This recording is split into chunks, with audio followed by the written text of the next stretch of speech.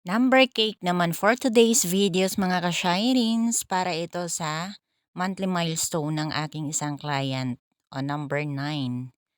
9 months na yung kanyang baby. Yan ay soft chocolate cake pero napaka-moist niya. Ayan, kitang-kita naman po. O, 'di ba? Ang moist niya pero soft cake po yan, hindi chocolate moist cake. Yan ay number 9 at 2 layer.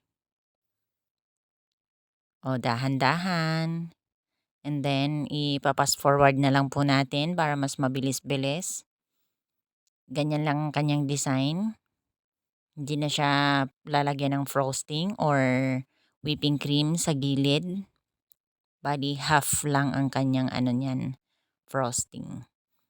Ganyan lang, nilagyan ng palaman. O yung paglalagay ng second layer, hindi ko na ipinakita. At medyo hassle. Ayan nga at medyo na tipak siya, ano bang tawag niyan or mapuputol. Kaya nilagyan ko siya ng whipping cream. And then yan, ang pagpapipe ay isang malaking pipe na lang ang ginawa ko kasi maliit lang naman yung cake na yan. 10 by 8 ang size niya. 10 by 8 by 3. 3 ang kanyang kapal.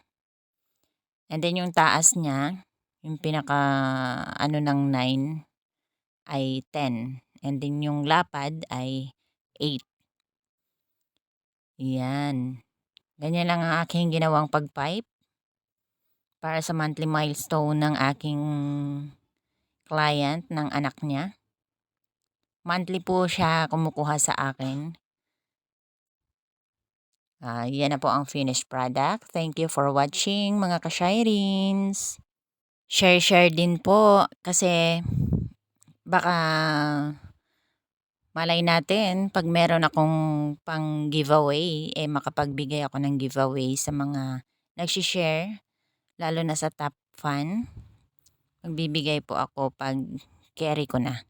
Sa ngayon ay hindi pa kasi wala pa akong alam nyo niya. Pero balang araw, makakapagbigay din na kami ng giveaways sa mga followers. Ano bang supporters? Okay, thank you for watching.